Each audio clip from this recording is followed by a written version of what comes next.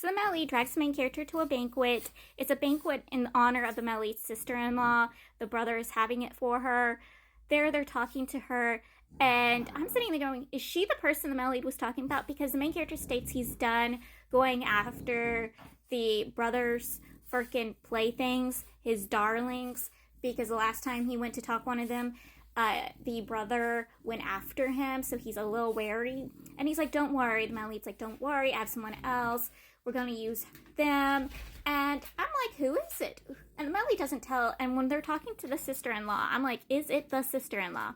I am not so sure. I don't have any proof, but I think it may be the sister-in-law. The male lead reveals to his brother that the main character's childhood friend has found evidence against a entertainment company boss of him basically using his employees and going against his employees, his actors and stuff, that kind of stuff, forcing them on the casting couch and other things.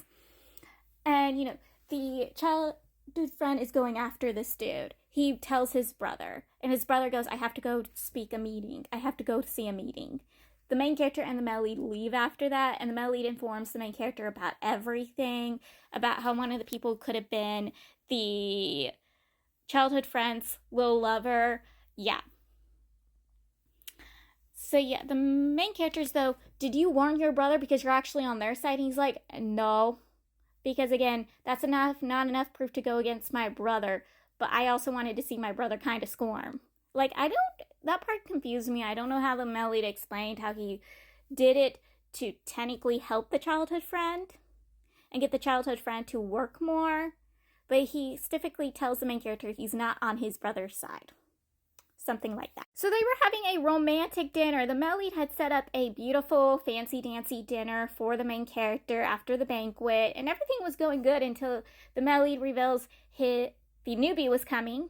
And the main character, obviously, he does not approve of the relationship between the male lead and the newbie. He does not approve of it. He's disgusted of it because, again, he doesn't like that kind of stuff.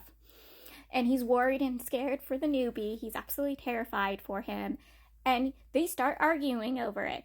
The male lead basically wants the main character to go hide in the sidelines, not interact with the newbie at all, which is actually because the male lead is jealous.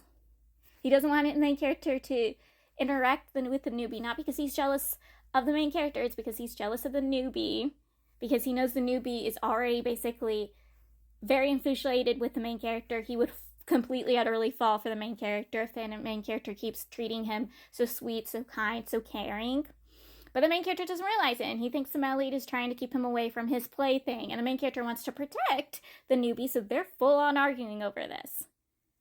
He also tells the male lead if the male lead tries pulling anything, he will leave. He's not going to sit here and watch them do stuff while he's there. He's not okay with that. And the male lead basically tells him to leave. The newbie gets there, he's seeing them arguing, he's trying to get them to stop arguing. He doesn't understand why these two keep arguing, especially over him. And finally, he's just like, why are you guys arguing over me? I am just his cousin. This is when the main character finds out he's the male lead's maternal cousin. That the male lead's helping him and providing for him and giving him all this stuff is because the male lead's mother's sibling was the cousin's parent. And when his mother was in the hospital, the cousin's parents helped and supported her.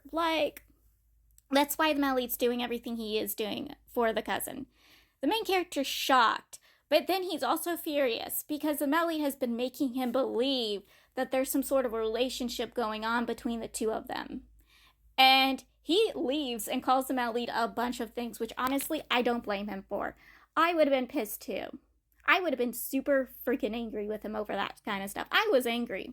Seriously, I was screaming at him while reading this part. The main character decides he's done with his deal with the male lead. He tells the male lead he's broken off their deal. He's not going to help the male lead anymore.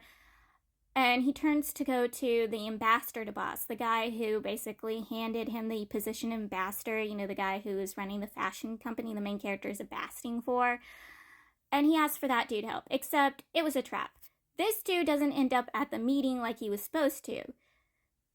Because when he was making the, meeting up with the main character, well, the person who was helping set up the main character's meeting with him, the plaything the main character went to talk with had overheard about the conversation, warned the Melid's brother, who got hold of some men to attack the main character and basically grape the main character. Yeah, grape the main character. Drug the main character and grape the main character. They also kind of make the main character believe it was the Melid. Luckily, the main character's new assistant, the main character has his 2 assistants. He has his old assistant and he has a new assistant assigned by the Melid who tells the Melid every little thing the main character does. The moment the second assistant realizes something's going wrong, he's always informing the Melid, keeping the Melid updated, dated, everything. He warns the Melid about the meeting and warns him that something wrong has happened, and the Melid arrives and saves the main character. Luckily, the main character is not led to believe forever that the Melid was the one set up for him to be raped, because that would be horrifying. It'd be a long, horrible misunderstanding, but luckily the main character has fixed his misunderstanding. They go back to sleeping together. They full on sleep together while the main character's fully under the drug. He also has the main character apologize, accusing him of being a rapist, because the last time they slept together, the main character was also under the influence of, alcohol, heavy levels of influence by alcohol. And ever since, after their whole argument and misunderstandings, the main character repeatedly calls him that, which, come on, the main character, again, both times they sleep together, is under the influence of drugs. I mean, not drugs, drugs and alcohol.